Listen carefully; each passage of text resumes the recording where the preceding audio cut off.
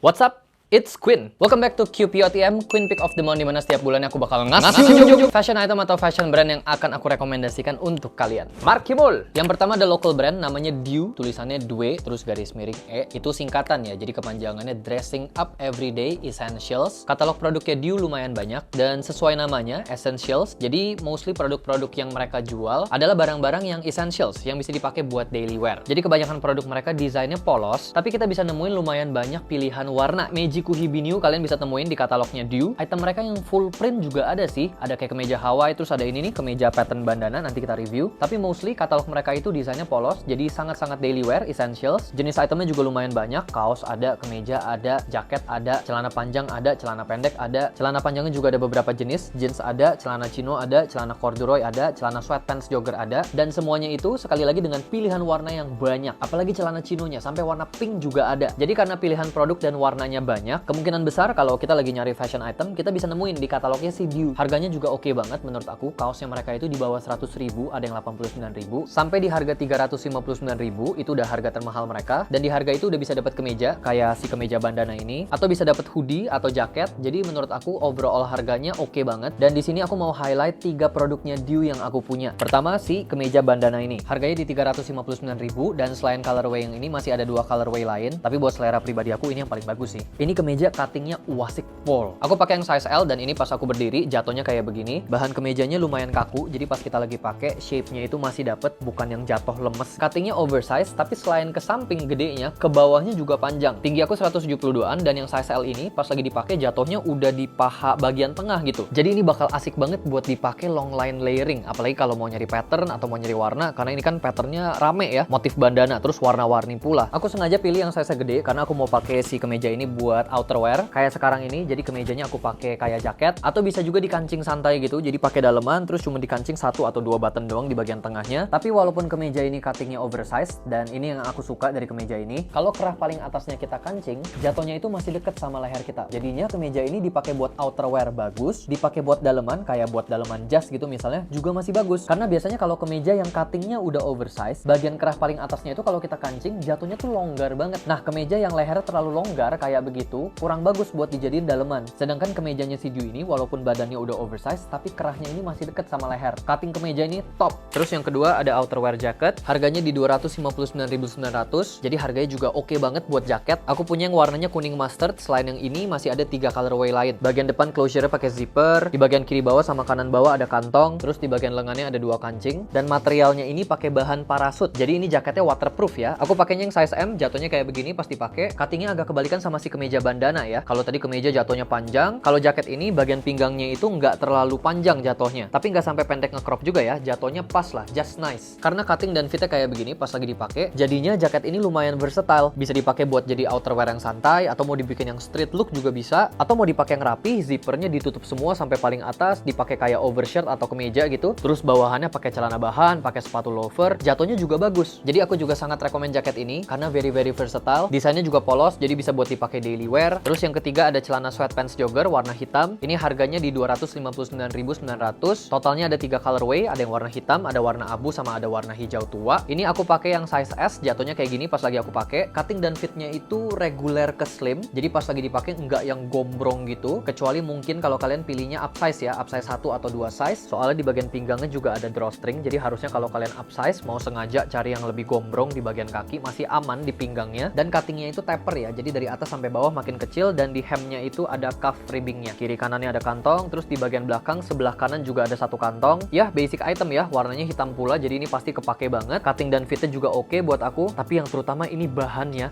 nyuaman pol. Jadi kalau kalian lagi nyari sweatpants jogger yang bahan baby terry gitu, ini sangat-sangat recommended. Lanjut, rekomendasi yang kedua ada item baru di wardrobe aku, yaitu rugby shirt. Aku punya 2 rekomendasi local brand. Yang pertama ada Tanks Insomnia. Ini yang aku pakai di video 4 cara style rugby shirt. Harganya di 200.000. Aku pakai yang size M, ini pas aku lagi pakai. Atau kalian bisa nonton video 4 cara style rugby shirt kalau mau lihat lebih jelas. Dan kayaknya si Tanks Insomnia ini salah satu local brand yang pilihan rugby shirtnya paling banyak. Total ada 22 SKU rugby rugby shirt. Dari desain yang garis-garis atau yang garisnya cuma satu, ada yang kotak-kotak, ada yang leopard pattern, ada yang polos juga. Jadi kalau kalian lagi cari rugby shirt, harusnya salah satu dari 22 desain itu ada yang kalian suka. Yang aku punya ini warnanya hijau, terus ada garis-garisnya warna kuning sama putih. Detailsnya kerah warna putih, terus ada 2 kancing kerah. Di bagian dada kiri ada bordiran Thanks Insomnia. Di bagian belakang polos, desainnya cuma ada pattern garis-garisnya. Terus di bagian lengannya ada ribbing cuff. Bahannya ini kayak bahan kaos yang medium, nggak tebel tapi nggak ketipisan juga, bukan tipis yang sampai nerawang gitu. Jadi pas dipakai adem kayak pakai kaos, dan shape-nya masih kelihatan, bukan yang jatuh lemes. Jadi pilihan bahannya oke banget buat kalian yang gampang keringetan, yang tinggalnya di Indonesia, di Jakarta gitu, yang panas pol. Tapi buat aku, rugby shirt Thanks Insomnia ini ada kekurangan, yaitu di cutting kerahnya. Ini mirip-mirip nih sama pembahasan kita soal kemeja bandana. Kalau si kemeja bandana ini kan cutting badannya oversize, tapi pas kerahnya dikancing, cuttingnya itu masih dekat sama leher kita. Nah, kalau si rugby shirt ini kebalikannya nih, walaupun udah dikancing sampai yang paling atas, cutting di lehernya itu tuh masih tetap gede, masih tetap longgar banget. Jadinya kalau rugby shirt ini mau di styling yang rapi, yang lehernya dikancing semua, masih tetap kurang dapat look rapihnya gitu. Jadi cutting kerahnya ini lebih bagus buat di styling yang santai aja, yang kancing kerahnya kebuka. Buat aku kekurangannya itu sih. Jadi kalau video ini mungkin nyampe ke Thanks Insomnia, boleh dikonsider kali ya kalau next collectionnya bikin rugby shirt lagi, dibikin yang cutting kerahnya itu lebih kecil, yang lebih dekat ke leher pas semuanya ke kancing. Tapi selain cutting kerah, sisanya oke semua sih. Pilihan desain dan warnanya bagus-bagus di katalog ke Thanks Insomnia. Cutting overall-nya juga oke, pas dipakai di badan jatuhnya bagus. Jadi buat yang lagi nyari rugby shirt, terutama kalau nyari yang bahannya adem kayak bahan kaos, ini very recommended. Terus rekomendasi yang satu lagi, ini juga local brand, Original Kuzi. Ini harganya di 185.000, sedikit lebih murah kalau dibanding sama Thanks Insomnia. Tapi pilihan desainnya lebih sedikit, cuman ada 7 pilihan desain. Ada satu yang harganya lebih mahal, 225.000. Sama ada satu yang lagi diskon, jadi 165.000 per video ini dibuat. Di sini aku pakai yang size L, ini pas aku lagi pakai, cuman ini kegedean sih ya, jadi aku bakal tuker kayaknya ke size S atau size M. Buat detailsnya, kalau yang ini kerah kancingnya ada 3, terus desain kancing kerahnya itu tuh yang hidden, yang ngumpet gitu. Jadi pas kerahnya lagi dikancing, kancingnya itu nggak kelihatan. Dan desain kancing yang kayak gini tuh lebih kelihatan clean ya, lebih smart look. Di bawah kancing kerahnya ada tulisan Original Kuzi, terus desainnya yang satu stripnya nyambung di badan sama di lengan. Di bagian belakangnya polos, cuman ada desain stripnya doang. Di bagian lengannya ada cuff ribbing juga. Nah, kalau yang ini cutting kerahnya oke nih, karena walaupun di sini aku ngambil yang size L, cutting badannya gede, tapi cutting kerahnya ini pas dikancing semua jatuhnya deket sama leher. Nah, cutting rugby shirt yang kerahnya kayak gini nih yang lebih oke buat di styling rapih, buat di styling smart casual look yang semuanya dikancing sampai paling atas, atau dijadiin daleman buat jas juga oke. Nah, kalau bahannya rugby shirtnya Original Kuzi ini lebih tebel dan kaku dibanding Thanks Insomnia. Ini tebel dan kakunya tuh kayak bahan baju polo atau kayak bahan sweatshirt yang dalemannya bukan fleece ya, yang dalemannya bahan terry, tapi jadinya pas dipakai juga lebih panas dibanding si Thanks Insomnia punya. Dan ngomong-ngomong soal tebel dan tipis, di sini juga aku mau ngomongin satu hal. Kalau kita lagi ngomongin bahan baju, kita itu cenderung ngomong bahan tebel itu bagus, kalau bahan tipis itu kurang, bahan tipis itu jelek. Dan ya nggak dipungkirin aku juga cenderung punya pikiran yang kayak gitu sih. Tapi kalau dipikirin baik-baik lagi, sebenarnya nggak bisa di-compare juga sih. Karena bahan tebel dan bahan yang tipis ini simply adalah dua bahan yang berbeda, jadi juga serve different purpose. Contohnya nih, kalau kita lagi ngomongin hoodie yang tebel itu bagus nggak? Bagus. Apalagi kalau mau bikin streetwear look yang shape-nya itu harus kelihatan, atau yang cuttingnya oversize, otomatis kan harus cari yang bahannya agak tebel dan cuttingnya besar, biar shape-nya kelihatan, biar volumenya kelihatan. Tapi kalau ngomongin genre fashion, kan nggak hanya ada streetwear look, masih ada genre lain, misalkan genrenya yang sporty look. Nah, kalau kita ngomong hoodie yang tebel untuk bikin sporty look, ya jadinya malah nggak bagus. Misal buat jogging, buat lari, orang mau jogging pakainya hoodie yang tebel, ya malah nggak nyaman, malah gampang keringetan. Jadi untuk yang sporty look, apalagi untuk tujuan fungsional, ada hoodie dengan bahan lain yang bahannya lebih tipis, yang bahannya lebih nyerap keringat, atau kita ngomongin genre fashion lain yang lebih bagus kalau pakaiannya tuh tipis-tipis. Contohnya, kalau mau bikin bohemian look, yang looknya itu very flowy, yang jatuh banget, pakaiannya lemes-lemes. Jadinya mungkin mulai sekarang aku harus lebih hati-hati dalam menggunakan kata-kata tebel itu bagus, tipis itu kurang bagus. Karena sekali lagi kalau dipikirkan baik-baik, bahan yang tebel dan bahan yang tipis, dua-duanya ini punya tujuan yang berbeda. Ada look atau genre fashion tertentu yang memang lebih bagus kalau kita pakai bahan yang tebel, dan sebaliknya juga ada look atau genre fashion tertentu yang akan lebih bagus kalau kita pakainya bahan-bahan yang tipis, atau bahkan punya market yang berbeda. Ada orang lebih penting adem, nyaman, berarti bahan yang lebih tipis ini untuk kalian. Tapi ada orang yang lebih pentingin look, maunya dapat shape-nya, cutting-nya harus kelihatan jelas, volumenya harus kelihatan jelas. Nyaman gak nyaman urusan belakangan. Nah, aku pribadi lebih masuk ke kategori yang kedua, lebih pentingin look-nya. Berarti buat orang seperti kita yang pentingin look, yang pentingin volume, bisa pilih bahan yang lebih tebel. Jadi dari dua rugby shirt yang aku rekomendasiin ini, dua-duanya bagus, dua-duanya berkualitas. Tinggal aku kembaliin ke kalian mana yang lebih jadi prioritas. Lanjut, rekomendasi yang ketiga ada hoodie. Aku ada dua rekomendasi hoodie. Yang pertama hoodie-nya warna hitam. Ini local brand, official tag. Jadi ini artikel terbaru dari si official tag setelah kaosnya. Sama kayak si kaos, jadi unique selling point-nya masih ada di sini. Ada loop buat ngegantungin si tag-nya itu di bagian dada kiri sebelah atas, bagian lengan sebelah kanan, sama ada spot baru yaitu di bagian belakang hoodie-nya. Dan ini favorite spot aku sih, soalnya low key gitu. Kayak bagian depannya polos, pas balik badan, oh ada detailnya. Ini ada dua harga, di 440.000 kalian dapat satu tag yang warna putih, tulisannya warna hijau mint gitu. Atau di harga 480.000 kalian dapat dua tag. Dapat tag yang warna putih tulisan hijau mint, sama dapat tag yang warnanya hijau mint tulisan warna putih. Sistem sizingnya sama kayak si kaos, jadi cuma ada dua size 1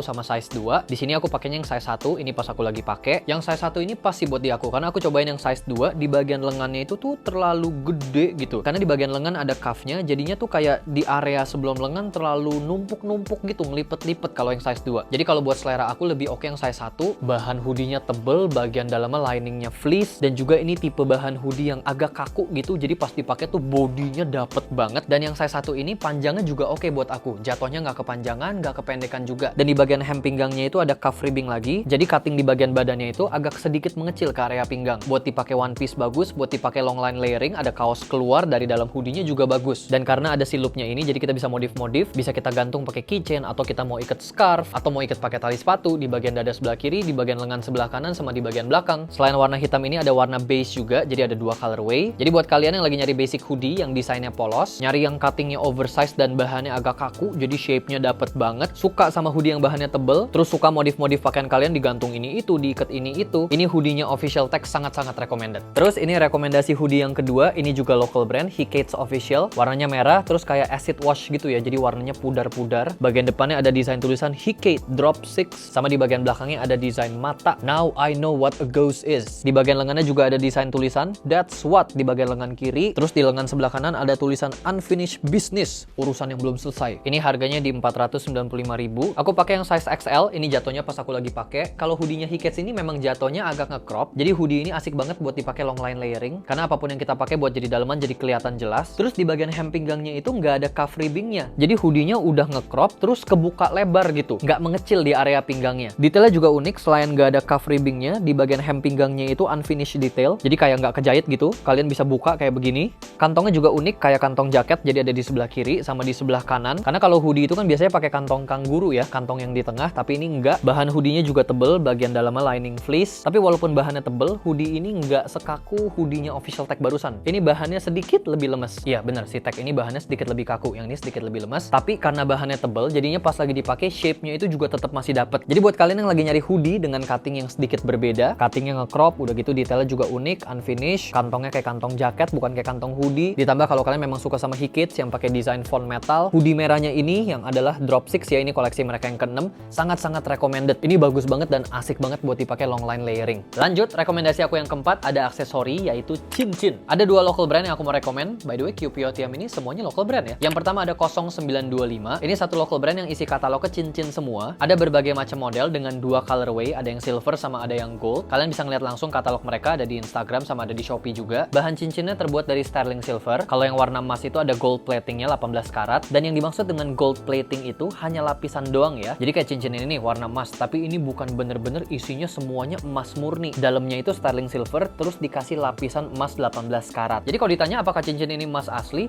sebetulnya gold plating itu adalah emas asli. Karena platingnya itu kan pakai emas 18 karat. Tapi karena hanya plating, hanya lapisannya doang yang pakai emas 18 karat. Sedangkan dalamannya itu pakai logam lain yang bukan logam mulia, atau pakai logam campuran yang bukan emas. Jadi ini nggak bisa dibilang sebagai perhiasan emas asli. Tapi walaupun gold plating itu emas asli, bisa luntur ya warnanya. Karena plating itu kan cuma lapisan ya, lapisan yang sangat tipis. Jadinya kalau kita mau ngejaga biar warnanya nggak cepat luntur, kita harus rajin-rajin ngebersihin tiap kali habis selesai dipakai. Bagian luarnya kita lap pakai cloth, bagian dalamnya juga kita lap. Udah gitu harus disimpan di tempat yang kedap udara. Dan biar awet jangan sering-sering kena air. Jadi kalau lagi mau cuci tangan, cincinnya lepas dulu. Usahakan jangan kena keringat. Kalau kita lagi keringetan, lepas dulu. Udah gitu dilap. Sama jangan kena parfum. Nah itu warnanya bakal lebih tahan lama. Walaupun eventually warnanya pasti akan memudar. Buat harganya si 0925 ini oke banget sih. Harganya 99.000 per cincin. Terus di Shopee itu lagi ada diskon jadi 79.200. Dan kalau kalian belinya 3 cincin langsung, mereka punya bundle price jadi harganya 200.000 untuk 3 cincin. Kalian bisa pilih warna dan modelnya sesuka kalian sampai 3 cincin. Terus mereka cukup considerate karena pas kita beli cincinnya, kita dikasih ini juga nih, tempat plastik gitu buat nyimpen cincinnya. Modelnya yang kayak toples gitu, jadi buka tutupnya harus diputer, bisa sampai rapet kenceng. Karena memang untuk menjaga cincin kita biar nggak cepet karatan, kita harus simpannya di tempat yang kedap udara. Ini toplesnya dari bahan plastik ya. Terus selain toples, mereka juga kasih kita cloth kecil buat lap cincin setelah dipakai. Terus setiap cincin yang kita beli, datangnya itu di dalam small pouch kayak gini. Jadi kalau kita beli 3 cincin, ya ada 3 small pouch juga. Jadi kalau kalian mau ngerawat dengan cara yang paling rajin, tiap kali habis dipakai, pertama kalian lap dulu nih pakai cloth yang udah dapet. Udah gitu cincinnya dimasukin ke dalam small pouch. Pouchnya dimasukin ke dalam toplesnya, ditutup yang kenceng. Cuman karena aku nggak serajin itu, jadinya aku nggak pakai pouchnya. Aku cuman lap doang, cincinnya habis dipakai, habis itu aku masukin ke toples. Terus toplesnya aku tutup sampai benar-benar rapat. Jadi buat harga mereka 3 cincin di 200.000,